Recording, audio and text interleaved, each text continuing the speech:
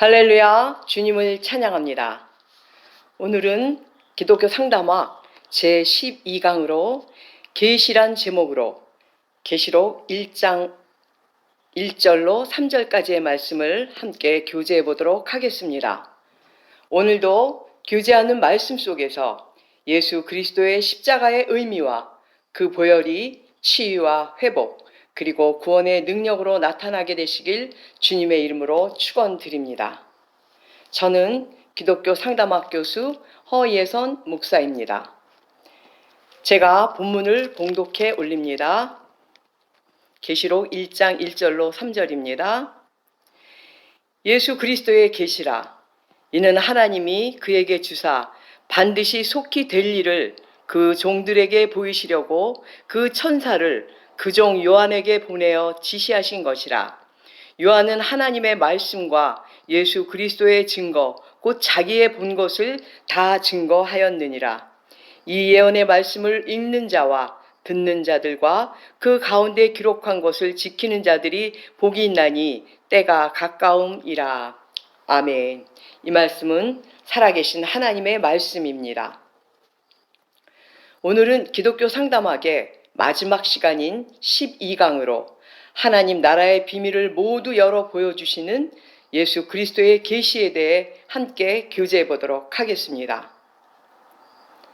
알파와 오메가이신 하나님께서 시간과 공간이 없는 눈에 보이지 않는 영적인 묵시세계, 즉 이미 완성되어진 영원 속에서 눈에 보이는 육적인 세계를 창조하실 때는 이미 계시록의 새 하늘과 새 땅을 목적에 두고 계획하신 것이죠.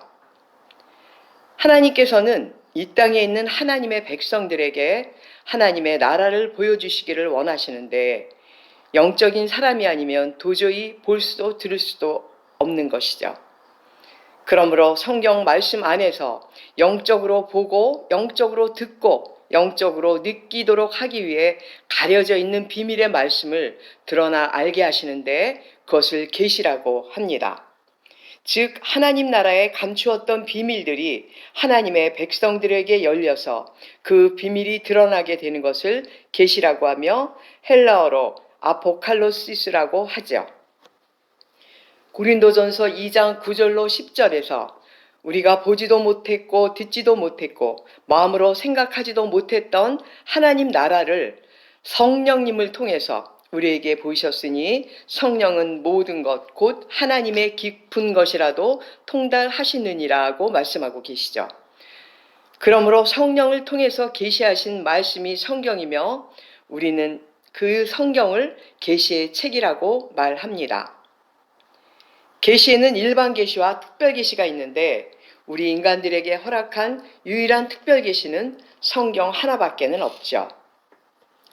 오늘 본문의 말씀인 사도 요한을 통해 계시하신 요한 계시록은 창세기부터 유다서까지 성경 전체의 완결편입니다. 그러므로 계시록은 성경의 부록이거나 미래에 일어날 수수께끼 같은 세상 끝에 종말론적 사건으로 만들어진 스토리가 아니라는 것이죠. 성경 속의 전체적인 십자가 사건의 복음의 스토리로 봐야지 그 안에 그려져 있는 신비적인 표현에만 관심을 갖거나 문자적으로 해석하게 되면 절대로 계시록을 이해할 수 없게 됩니다. 이 시간 계시록의 해석에 대해서 두 가지 관점을 두고 이제 한번 정리해 보도록 하죠. 계시록의 해석의 첫 번째 관점은 십자가의 도의 복음적인 메시지에 초점을 맞춰 해석해야 합니다.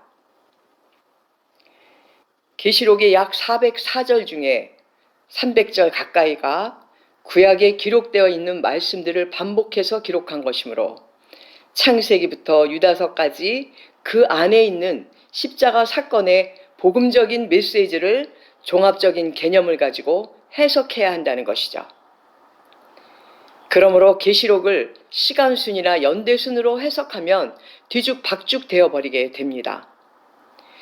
당시 핍박을 하던 로마를 바벨론으로 표기하고 당시의 정황과 사건에다 이스라엘 사람들만 알 수 있는 신화 등을 동원하고 이스라엘 사람들끼리만 해석하고 이해할 수 있는 숫자의 의미와 구약 성경의 언어를 사용하여 십자가의 도를 설명한 책이 계시록이죠.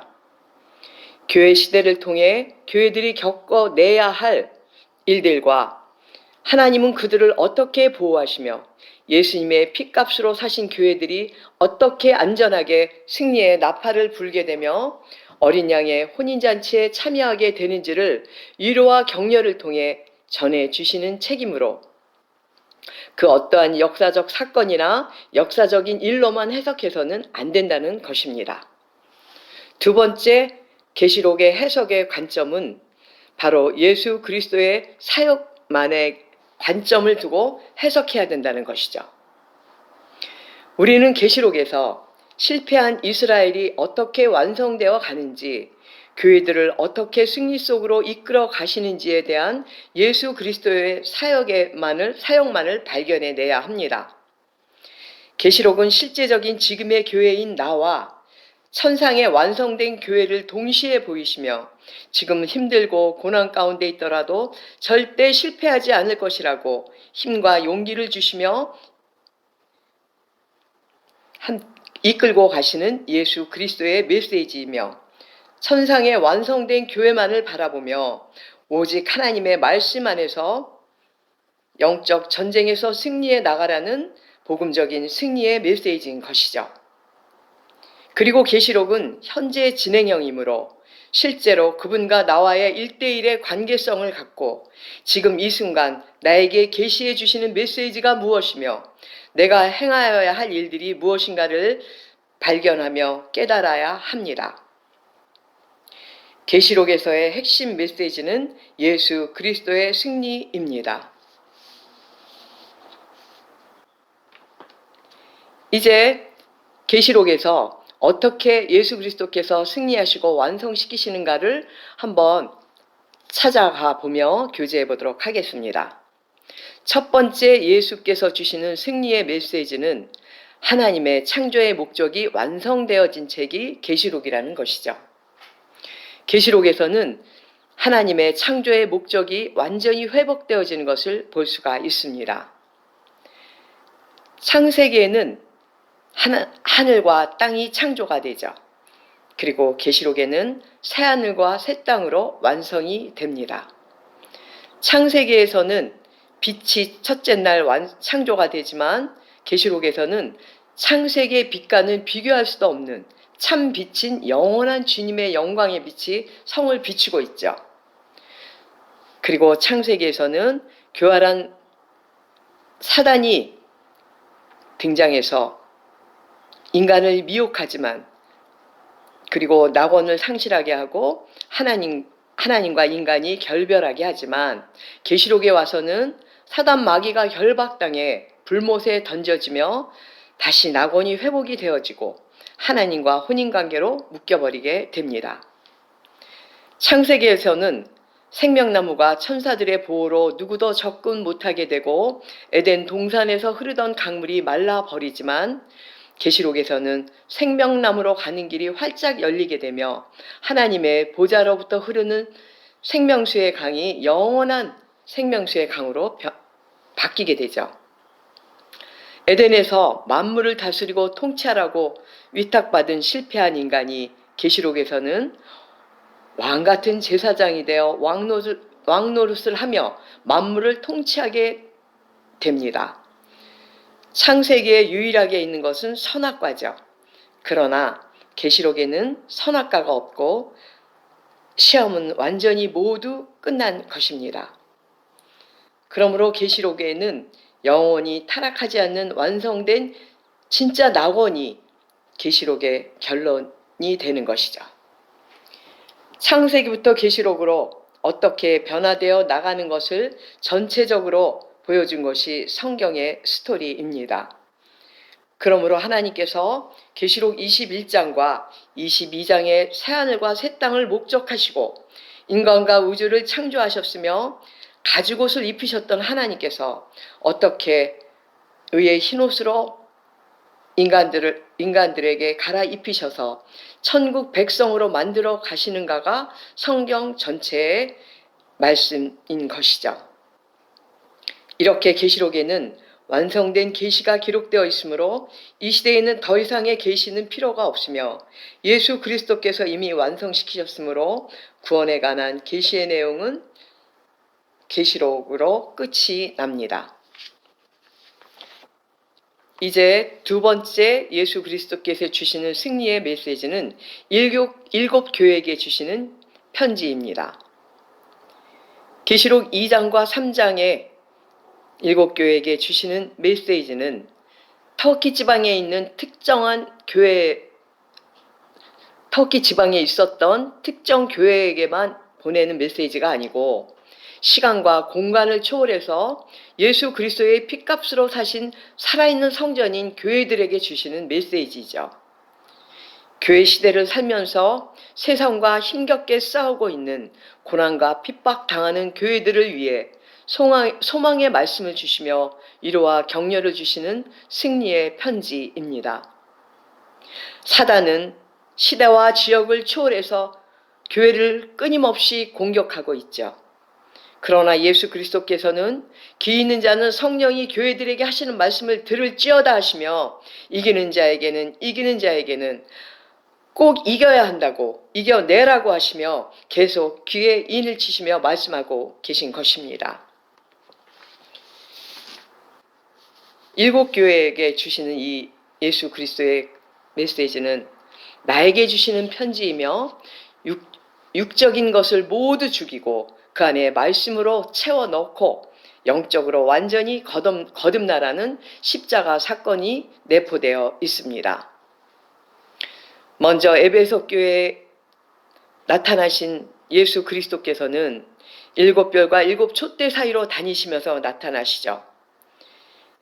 일곱 교회에게 보낸 이 계시를 보게 되면 각 교회마다 나타나시는 모습이 다 틀립니다. 그 모습들은 그 교회에게 심판하시는 그런 모습으로 나타나시는 것이죠. 에베소 교회는 자기들의 의의 교만으로 첫사랑을 잃어버렸으므로 촛대를 옮겨버리시겠다 하시며 일곱 별과 일곱 촛대 사이로 다니시면서 그리스도께서 나타나십니다. 서머나 교회는 심판하실 것이 없으므로 알파와 오메가로 나타나셔서 생명의 면류관을 주리라 하고 약속하시죠. 버가모 교회는 거짓 선지자를 숭배하는 그러한 교회였으므로 예수 그리스도께서는 그 예수 그리스도의 입에서 나오는 검으로 심판을 하시겠다 하시며 좌우의 날성검의 모습으로 나타나시죠. 예레미야서 23장을 보게 되면 하나님의 말씀에 누룩을 섞어서 하나님의 백성들을 미혹하는 자를 거짓 선지자라고 하고 있죠. 그리고 하나님의 말씀이 아닌 자기의 생각을 하나님께서 말씀하셨다 하며 거짓 몽사로 백성들을 미혹하는 자들을 거짓 선지자라고 자세하게 말씀하고 계십니다.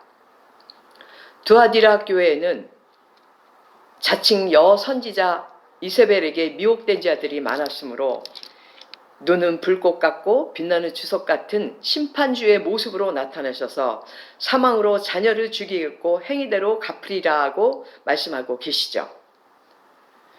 사대교회는 살아는 있으나 죽은다 같은 영적으로 죽어있는 교회이므로 생명책에서 지워버리겠다 하시면서 일곱 영과 일곱 뼈를 들고 이제 예수 그리스도께서 나타나십니다. 그러므로 영적인 교회가 아닌 교회들은 모두 생명책에서 지워버리십니다. 빌라델비아 교회는 심판하실 말이 없으시므로 거짓 선지자들을 무릎 꿇게 한 영적인 파수꾼이라고 칭찬하시며 다윗의 열쇠를 들고 예수 그리스도께서 나타나십니다. 라오디게아 교회는 차지도 않고 덥지도 않은 미지근한 믿음의 그런 신앙관을 갖고 있었던 교회였으므로 내 입에서 토하여 내치리라고 하시며 참된 증인이요 창조의 근본이신 예수 그리스도께서 이제 나타나시며 말씀하시죠. 그리고 이기는 자에게는 하나님의 낙원에 있는 생명나무의 과실을 먹게 하리라고 하시고, 둘째 사망의 해를 받지 않게 하시겠다고 하시며, 감추인 만나와 흰돌에 새겨진 그 새 이름으로 영적인 사람으로 인정하시겠다고 하시죠. 이기는 자에게는 만국을 다스리는 철장 권세를 주시겠다고 하시며, 이기는 자에게는 흰옷을 입힐 것이요 그 이름을 아버지 앞과 천사들 앞에서 시인하여 생명책에 흐리지 않겠다고 하십니다. 그리고 이기는 자에게는 시험의 때를 명쾌할 것이며, 내 하나님이 성전의 기둥이 되어 하나님 이름과 새 예루살렘 이름과 나의 새 이름을 그 위에 기록하리라고 하시죠. 내가 내 보좌에 함께 앉게 하여 주기를 내가 이기고 아버지 보좌에 함께 앉은 것과 같이 할 것이라고 이기는 자에게 상급을 주실 것을 언약하십니다. 이렇듯 일곱 교회에게 주시는 예수 그리스도의 계시는 세상의 끝에는 심판이 있지만, 내 안에 있는 이기는 교회들에게는 꼭 보호하시고 지키시며 하나님 계신 곳에 데리고 가시겠다라고 약속하시는 하나님의 의지가 들어있는 것이죠. 이제 세 번째 예수 그리스도의 승리의 메시지는 새하늘과 새 땅으로 들어오라는 것입니다. 요한계시록은 사도 요한을 불러 성경의 모든 말씀 속에 내포되어 있는 비밀의 뜻을 열어 보여준 것으로서 창세기부터 유다서까지의 모든 말씀의 완결편입니다. 그러므로 성경 말씀 전체의 그 결론은 가죽옷을 벗어버리고 의의 흰옷을 입고 새하늘과 새 땅으로 들어오라입니다. 구약에서는 모세오경의 출애굽기를 통해 새하늘과 새 땅으로 들어가는 길을 설명해 주셨고, 신약에서는 산상수훈에서 새하늘과 새 땅으로 들어가는 방법을 말씀하셨죠. 그러나 천국으로 가는 그 길과 방법을 알고는 있지만 더욱더 거대해지며 더욱더 악해지는 사단의 세력들이 끊임없이 공격하고 끊임없이 괴롭힘으로 어둠의 영들에 눌려서 실족하기도 하고 고난의 길을 걷기도 합니다. 그러나 계시록에서는 예수 그리스도께서 영적 전쟁에서 승리하셨음을 명확하게 보여주고 계십니다. 그러므로 사단의 공격을 두려워하지 말라고 하시죠. 이미 예수 그리스도께서 승리하신 전쟁이라는 것입니다. 창세기 3장 15절에서는 여자의 후손과 뱀의 후손에 계속될 영적 전쟁을 선포하시죠. 그러나 여자의 후손이 뱀의 후손의 머리를 상하게 할 것과 뱀이 그의 발꿈치를 상하게 할 것, 즉 예수 그리스도의 십자가 사건에 대해서 예언하고 계시죠. 이 말씀 속에는 성경의 모든 구속사의 말씀들이 내포되어 있습니다. 계시록 12장 1절부터 보게 되면 여자의 후손과 뱀의 후손의 전쟁에 대한 메시지가 기록되어 있습니다. 계시록 12장 7절에는 하늘에 전쟁이 있으니 미가엘과 그의 사자들, 여자의 후손이죠. 용과 그의 사자들, 뱀의 후손입니다. 그렇게 싸우지만 뱀의 후손들이 이기지 못한다라고 예수 그리스도의 승리를 말씀하고 있습니다. 그러므로 창세기 3장 15절의 말씀을 해석해주고 있죠. 계시록 12장 9절에는 큰 용이 내어 쫓기니 옛뱀 곧 마귀라고도 하고 사단이라고도 하는 온 천하를 꿰는 자라고 하시며, 10절부터 내가 또 들으니 하늘에 큰 음성이 있어 가로되 이제 우리 하나님의 구원과 능력과 나라와 또 그의 그리스도의 권세가 이루었으니 우리 형제들은 참소하던 자 곧 우리 하나님 앞에서 밤낮 참소하던 자가 쫓겨났고라고 말씀하고 있죠. 그리고 또 여러 형제가 어린 양의 피와 십자가 사건이죠. 자기의 증거하는 말, 예수 그리스도께서 완성시키신 하나님의 말씀입니다. 그것으로 인하여 그 사단 마귀를 이기었으니 그들은 죽기까지 자기 생명을 아끼지 아니하였도다 하시며 영적 전쟁에서 승리하신 그 말씀에 대하여 기록하고 있죠. 계시록 19장 11절로 13절에는 백마를 타고 충신과 진실이란 이름으로 공의로 심판하며 싸우고 계신 눈이 불꽃 같은, 그러니까 계시록 1장 14절에는 심판주로 계신 예수 그리스도의 모습에서 눈이 불꽃 같다라고 이제 기록되어 있는데, 그런 눈이 불꽃 같은 승리하시는 예수 그리스도의 모습에서 그가 피 뿌린 옷을 입었는데 그 옷을 하나님의 말씀이라 칭하더라고 하고 말씀하고 있습니다. 그 뜻은 예수 그리스도의 보혈이, 그 피 뿌린 옷이 예수 그리스도의 보혈인데 그 예수 그리스도의 보혈이 하나님의 말씀이라는 그런 뜻이죠.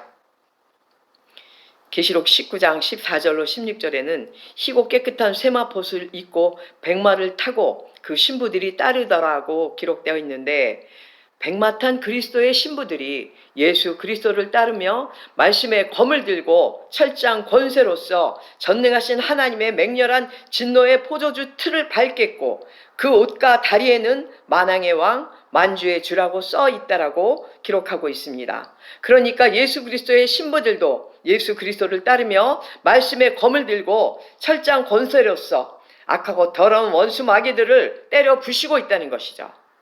이제 창세기 3장 15절에 또 결론이 계시록 19장 19절에 말씀하고 있죠.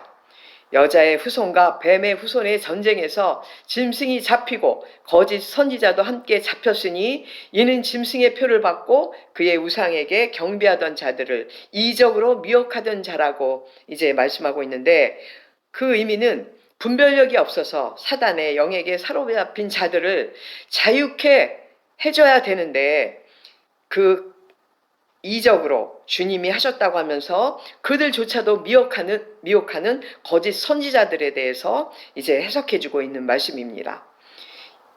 이 둘이 산채로, 그러니까 짐승과 거짓 선지자 둘이 산채로 유황 불붙는 못에 던지우고 나머지는 말탄 자의 입에서 나오는 검으로 죽음에라고 말씀하고 있는데, 예수 그리스도의 입에서 나오는 자위의 날성검, 말씀의 검, 성령의 검을 말씀하고 있는 것이죠. 그러므로 이 시대에는 말씀의 검으로 싸우는 시대입니다. 영적 전쟁은 말씀으로 무장되어 말씀의 검으로 승리해야 된다는 것이죠. 예레미야서 23장에 거짓 선지자들에 대한 말씀을 참고하시기 바랍니다. 이렇게 계시록 20장 또 1절의 말씀에는 천사가 무저갱의 열쇠와 큰 사슬을 그 손에 가지고 하늘로서 내려와서 용을 잡으니 곧 옛뱀이요 마귀요 사단이라 잡아 1000년 동안 결박하여 무저갱에 던져 잠그고 그 위에 임봉하여 1000년이 차도록 다시는 만국을 미혹하지 못하게 하였다가 그 후에는 반드시 잠깐 노일이라고 말씀하셨는데, 계시록 12장과 20장에 그 용이 바로 옛 뱀이라고 기록되어 있죠.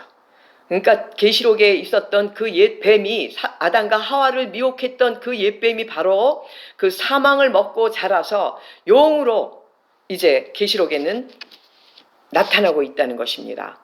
그러므로 이 말씀만 보더라도 계시록의 말씀은 창세기부터 계속 이어지는 창세기의 완결편이라는 것을, 창세기와 모든 성경의 완결편이라는 것을 우리는 알 수가 있죠.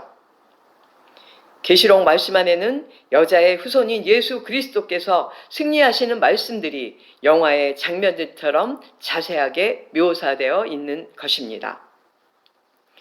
계시록 18장 1절과 2절을 보게 되면 큰 권세를 가진 여자의 후손인 예수 그리스도의 영광의 빛이 이 땅에 비추면서 뱀의 후손들이 무너지게 된다는 것이 이제 기록되어 있죠.